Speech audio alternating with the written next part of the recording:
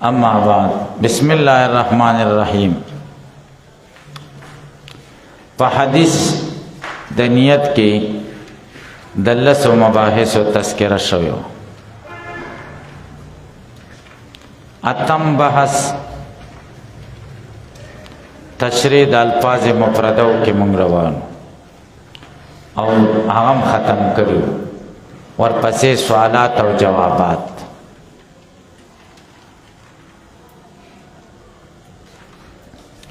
اعتراض دا ده اول چې حدیث کې راغله چې انما الاعمال بالنیات، دار و مدار د اعمالو په نیت. دا دویمه جمله ده د وانما لامرئ ما نوى، یقینا هر سړي ته هغه سدي چې د سنیت وک. نو د دواړو جملو مفاد خو یو دا تکرار دار مدار د عملونو په نیت دی. نو معنا دا چې نیت کوونکي د خپل مراد ما رسیږي کنه. و انما لامرئ ما نوى هم دغه مقصد تاسو په پوه شئ. نو مفاد د انما الاعمال بالنیات او مفاد د انما لامرئ ما نوى یو شو. او دا تکرار دی. تکرار طالبان وایي قبیح دی، ښه نه دی. تاسو به جواب وکړئ. تکرار علی قبیح چې فایده پکې نه وي. دلته پکې فایده شته چې هغه بیان د اهمیت د مسلې د نیت دی. مسله د نیت دومره مهمه ده چې دوه کارته ذکر کړه. او کومه مسله چې مهمه وي هغه مکرره خلک ذکر کوي. دا یو جواب شي. دویم جواب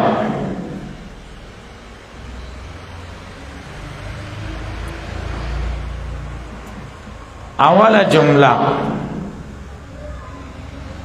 عرفیه ده او دویمه جمله قاعده شرعیه ده. بیا تکرار نشتا. اوله جمله قاعده عرفیه ده، دار و مدار د عملونو په نیت ده. دا یو عرفي خبره شو. و انما لامرئ ما نوى، او هر سړي ته به شرعاً د هغومره ثواب رسیږي چې څنګه نیت کړی. دا بیا شرعي مسله شو. انما الاعمال بالنیات دا قاعده عرفیه باندې حمل شو. انما لامرئ ما نوى دا په قاعده شرعي حمل شو. تکرار نشتا.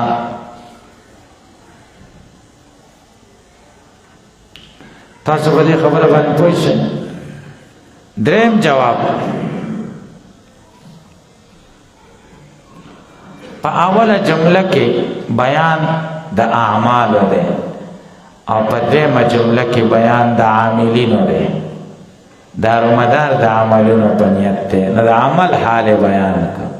و انما لامرئ ما نوى، او هر عامل ته به هغه څه رسي چې د سنیت یې کړی. نو په انما الاعمال بالنیات کې د عمل بیان وشو. او انما لامرئ ما نوى دویمه جمله کې د عاملینو بیان وشو. نو تکرار نشته. تاسو به پوه شئ.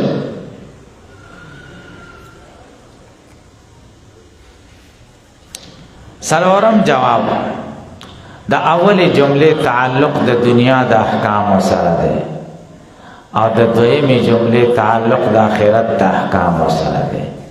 انما الاعمال بالنیات، دار و مدار د عملونو په نیتونو د دنیا کې. تاسو به پوه شئ. و انما لامرئ ما نوى، او یقینا هر سړي ته به آخرت کې هغه څه ملاویږي چې څه نیت یې کړی. انما الاعمال بالنیات د اولې جملې تعلق د احکامو د دنیا سره او د دویمې جملې تعلق د احکامو د آخرت سره. نو تکرار نشته. دویم اعتراض دار و مدار د عملونو په نیتونو دی. نیت جمع ولې ذکر کول؟ عمل د پاره خو یو نیت کافی دی. نو د جمع ذکر کولو څه فایده؟ جواب دا دی چې اعمالم جمع ده او نیاتم جمع ده. او جمع چې په مقابله د جمع کې راشي فایده کوي توزیع په احادو. معنا بداسي شي ته هر عمل دار و مدار په نیت دی. په پوه شئ. دریم اعتراض فمن كانت هجرته الى الله ورسوله فهجرته الى الله ورسوله هغه څوک چې هجرت الله او رسول لري نو هجرت الله او رسول لده فمن كانت هجرته الى الله ورسوله دا شرط فهجرته الى الله ورسوله دا جزاء او قاعده دا چې د شرط او جزاء په منځ کې مغایرت ضروری دی او دلته نشته الکه په پوښتنه تاسو په دې خبره پوښتنه فمن كانت هجرته الى الله ورسوله دا شرط شو فهجرته الى الله ورسوله دا جزاء شو او شرط جزاء مرتبه په شرط نو د شرط او جزاء په منځ کې مغایرت ضروری دی او دلته نشته ځکه د شرط معنا دا ده چې هجرت الله او رسول له کو نو هجرت الله او رسول له دې کم څه چې د شرط نه پیدا کیږي قصد جزاء نه پیدا کیږي مغایرت نشته په پوښتنه تاسو به جواب وکړئ چې اصل عبارت داسې ده فمن كانت هجرته الى الله ورسوله نية فهجرته الى الله ورسوله ثوابا چې هجرت الله او رسول له کو د نیت په اعتبار سره نو هجرت هم الله او رسول له د ثواب په اعتبار سره نو شرط په جانب کې د نیت راويست او د جزاء په جانب کې ثواب نو شرط او جزاء په منځ کې مغایرت راغی دریم جواب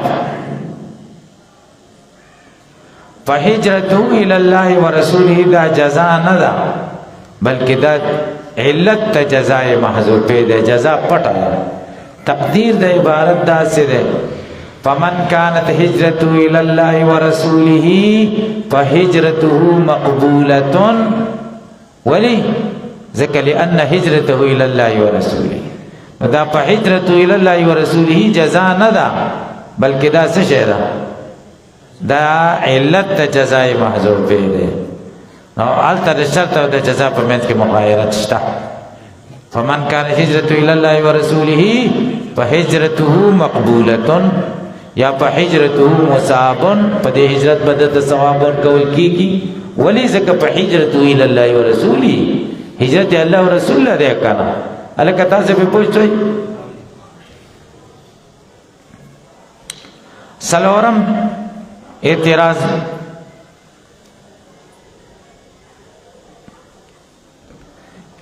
یا سلورم جواب داده فمن كانت هجرته الى الله ورسوله فهجرته الى الله ورسوله دا خو ثواب دی او هغه نیت دی بدلتا اصول او طریقه د جزاء داسې ذکر کړ چې اهمیت او عظمت د هجرت ته بیانای چا د الله او د رسول لپاره هجرت وکړو هجرت الله او رسول له وشو یعنی بدله کې به الله او رسول ورته ملاوي نو چې الله او رسول چاله ملاوي شي به نور څه ضرورت شته یعنی عظمت ته هجرت ته پکې اشاره سلورم اعتراض ومن كانت هجرته الى دنيا يصيبها فهجرته الى ما دا دویم شرط او جزاء هغه څوک چې هجرت دنیا ته او یا خزه ته چې نکاح ور سره وکي فهجرته الى دنیا يصيبها او امراتن يتم جزاء خدا سے پکارو یلکا فمن كانت هجرته الى الله ورسوله فهجرته الى الله ورسوله ومن كانت هجرته الى دنيا يصيبها امرأة يتزوجها فهجرته الى دنيا يصيبها او امرأة يتزوجها مخکې شرط او جزاء سره مطابقت راغلی مخکې شرطیه کې فهجرته الى الله ورسوله هغه دوه سيزونه ذکر شو چې کوم په شرط کې ذکر و عدل تویل شو فهجرته الى ما هاجر الی هجرت دا هغه څه چې څله هجرت کړي د چاغه دنیا او خزانه د دنیا او د خزانه تعبیر 50 سره کما هاجر الیه سره چې شرط کې کم سيزونه ذکر او د هغه اعاده جزاء کې و نکړه دا ولی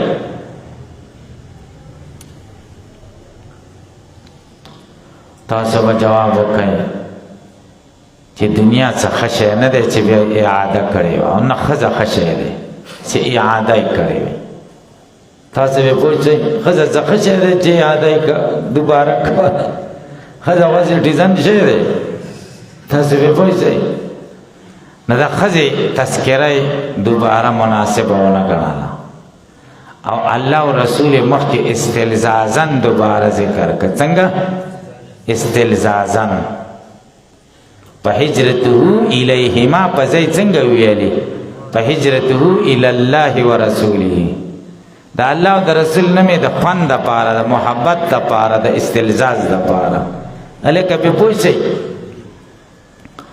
نو اوحبه واحب فيه ملامة ان الملامة فيه من اعدائه او اجد الملامة في هواك لذيذة حبا لذكرك فليلمني يلوم نو د محبوب او مجنون نه چا تپوسو که چې سکه لیلا نومې په خاورو لیکا و مشخنا میں لیلا رامے کنم دل خود را تسلا میں دهم دا محبوب نوم اخیستلو کم لذتی کرا نو ځکه په جزا کې د الله او د رسول نوم بیا دوباره معاد کا تاسو به پوه شئ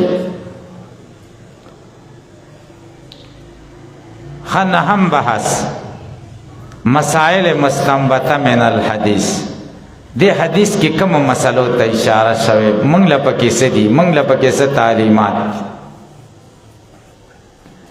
اول خو د دې حدیث نه دا مسله راووته چې په اعمالو کې نیت معتبر دی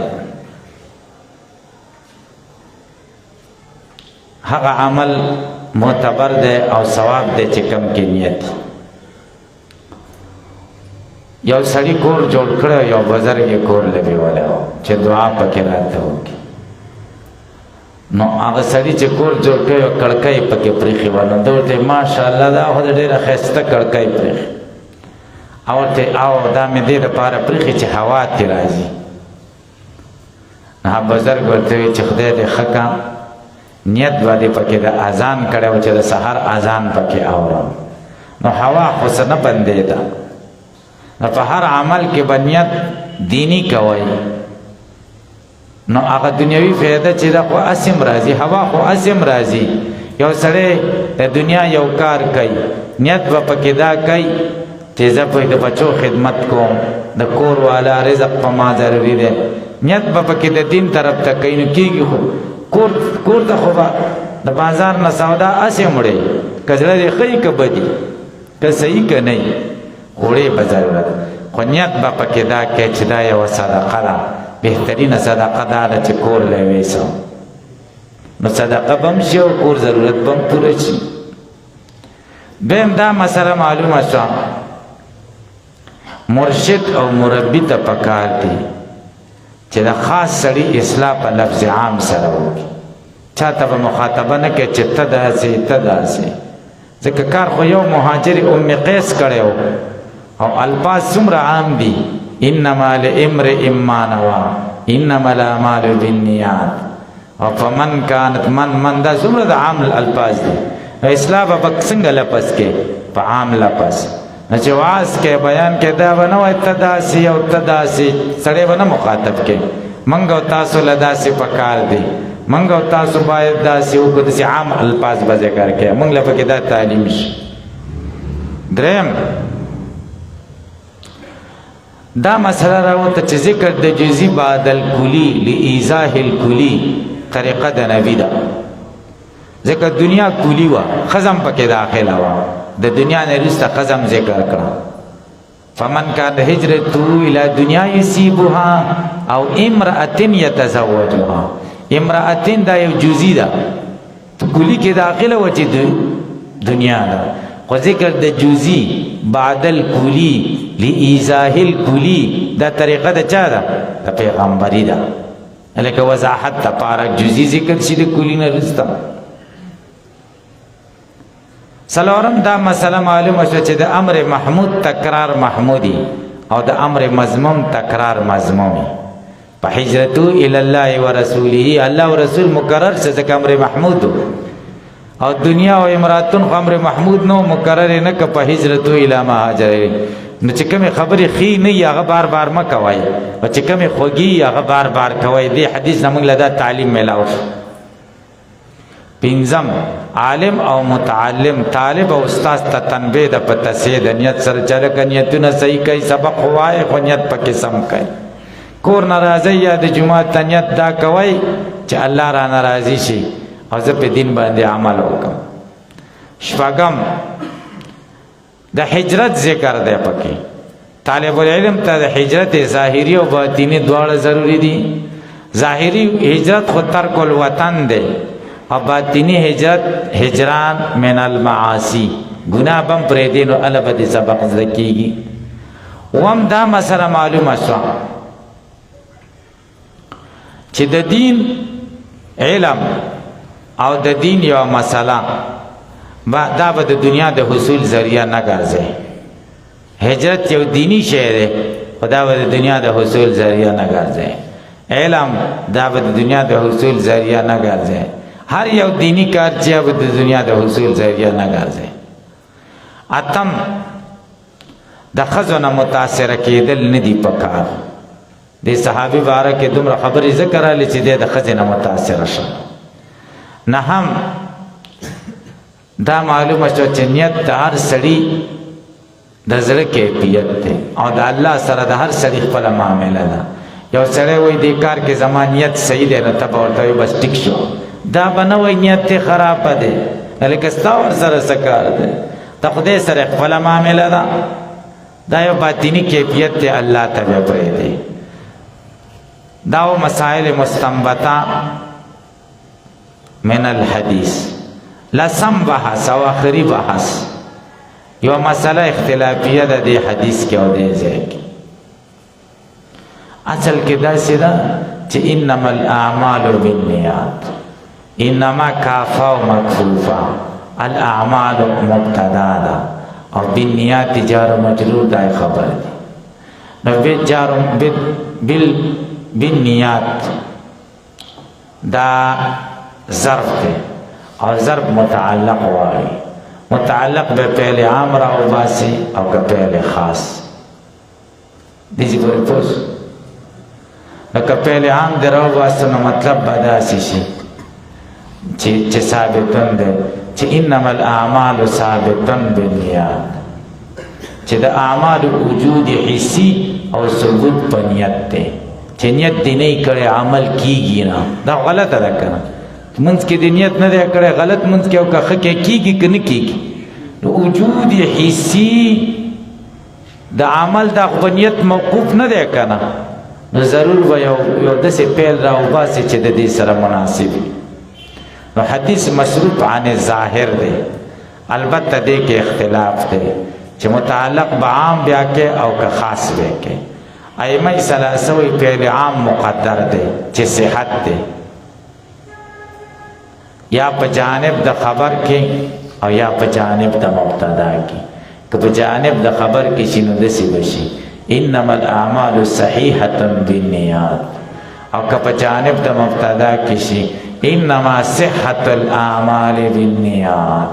لکه په پوښتنه او احناف وایي فعل خاص براو باسي چې ثواب دی یا به په جانب د چا کې راو باسي مبتدا کی او یا په جانب د چا کې راو باسي خبر کی. که په جانب د خبر کې دی راوي استنو د سی وای انما الاعمال مصابه بالنیات او که په جانب د مبتدا کې راوي استنو د سی وای انما ثواب الاعمال بالنیات. الکه په پوښي تاسو به دې څه پوښي مطلب تاسو اختلافي مساله ده. ائمه ثلاثه یو طرف ته دي امام ابو حنیفه بل طرف ته دي. نو د ائمه ثلاثه و یو عمل هم د نیت نه بغیر نه کیږي ځکه صحت دی راويستو او چې صحت نه خو فساد وي د نیت نه بغیر عمل فاسد دی. ائمه ثلاثه و چې او د سم یو عمل دی او هر عمل په نیتی صحیح کیږي کله چې نیتی نو د سم صحیح دی په نیت بغیر د نیت نه کیږي. هلکه به پوه شي. نو د هغوی دعوه دا ده النیت فرض فی الوضوء، دا دعوه شو. دلیل بنا ده په نمط د قیاس اقترانی حملی د شکل اولنا. هغوی وی الوضوء عمل وكل عمل صحيح بالنية، فالوضوء صحيح بالنية.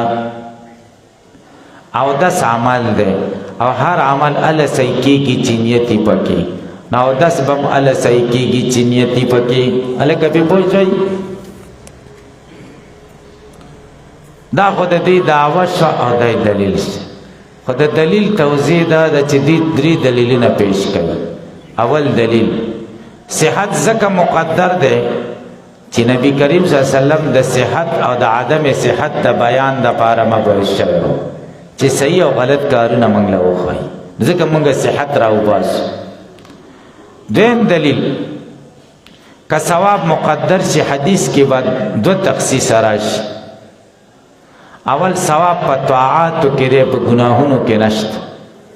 د اعمالو نه په مراد صرف طاعات. هلکه به پوه شي. دویم دا دی چې ثواب د آخرت شی دی، دا حدیث به د آخرت معامله شي. انما الاعمال بالنیات، دا حدیث به د آخرت پورې شي، دنیا سره به څه تعلق نه وي. هلکه تاسو به پوه شئ څو دلیلونه شو د دوی؟ درې دلیله. اول دلیل صحت ځکه مقدر کوو چې شارع د بیان د صحت او د عدم صحت دپاره مبعوث. دویم دلیل صحت فعل عام دی او ثواب فعل خاص دی، او فعل عام راویستل غوره دی د فعل خاص ته راویستو. او دریم دا دی که چېرته ثواب کو نو دوه تخصیصه به حدیث کې راشي. اول دا چې حدیث به د طاعت پورې خاص شي، دویم دا دی چې حدیث به د آخرت پورې خاص شي، دنیا کې به څه نه وي، ځکه چې ثواب په آخرت کې دی. دا د دې دلیلونه شو. احناف څه وایي؟ احناف دعوه دا ده چې نیت په اودس کې فرض نه دی، بغیر د نیت نه اودس کېږي. البته چې نیت دې پکې وکړو نو ثواب پکې زیات شي. هلکه پې پوه شئ. نو د هغوی دعوه دا ده چې نیت په اوداسه کې فرض نه دی. د هغوی دلیل هم قیاس اقترانی حملی شکل اول باندې بنا دی.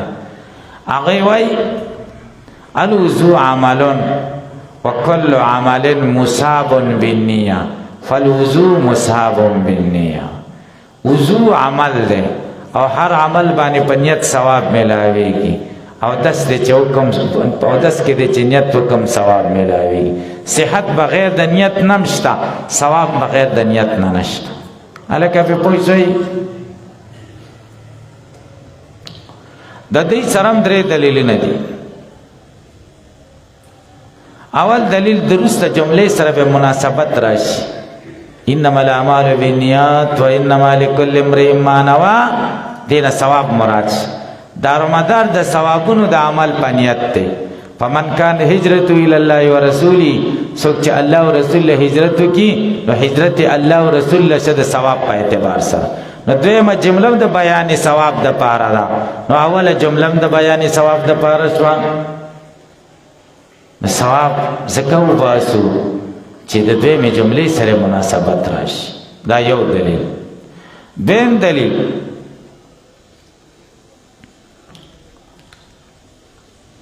که چېرته مونږه په اودس کې نیت فرض کو، نو قرآن کریم کې خو څلور فرایض د اودس ذکر دي. نو اوس نیت فرض شو، نیت به په دې فرض شي په دې حدیث د انما الاعمال بالنیات. دا خبر واحد دی. نو زیادت د کتاب الله براشي په خبر واحد. او زمونږ اصول دا دي چې زیادت د کتاب الله په خبر واحد ناراضي. او دویم دا چې فرضیت په خبر واحد نه ثابتېږي. هلکه پې پوه شئ. دریم دلیل که ثواب ومنو نو په متفق علیه به عمل وشي، او که صحت ومنو نو په اختلاف په عمل وشي. ځکه ثواب خو تاسو هم منئ، تاسو پې پوه شئ. ثواب خو تاسو هم منئ او موږ یې منو، او صحت تاسو منئ موږ یې نه منو. هلکه په پوه شئ که ائمه ثلاثه او چې درې دلیلونه ویلي وو هغوی ته څه جوابونه اول دلیل د هغوی دا چې صحت ذکر او باسو چې فعل عام دی او فعل عام مقدر کول دا غوره دي د فعل خاص نه نو جواب دا دی چې فعل عام غوره کول هله غوره دي چې کم ځای کې په فعل خاص قرینه نه او دلته په فعل خاص قرینه شته چې وروستی جمله د حدیث ده هلکه پې پوه شئ نو چې فعل خاص باندې قرینه بیا فعل خاص راویستل څه بده خبره نه ده دویم دلیل هغوی پیش کړی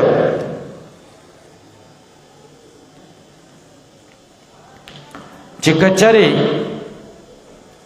مونږ داسې وکړو که ثواب مقدر کړو نو دوه تخصیصه به راشي یو حدیث به خاص شي طاعت پورې دویم حدیث به خاص شي تر اخرته پورې نو مونږ وایي که صحت راوباسي هم حدیث کې به دوه تخصیصه راشي څو دوه تخصیصه راشي یو دا ده چې صحت او عدم صحت دا خو د دنیا شی دی حدیث به خاص شي تر چا پورې دنیا پورې او دویم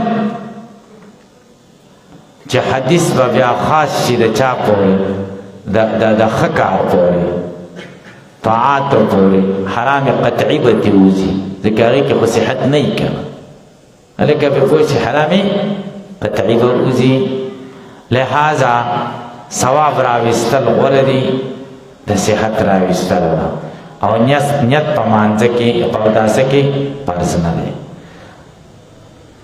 تاسو باندې به یو اعتراض وشي چې تا ویلې چې اودس عمل دی او هر عمل کې په نیت ثواب ملاویږي نو دا کبرا دی نه منو ولې ځکه الصلاة عمل منظم عمل دی او هر عمل د پاره د ثواب د پاره شرط شی دی نیت دی نو د مانځه د ثواب د پاره نیت شرط شو نو په کار د چې مانځه کې نیت فرض نشي حال دا چې تاسو خو د مانځه کې د نیت د فرضیت قایل یې سوال باندې پوه شئ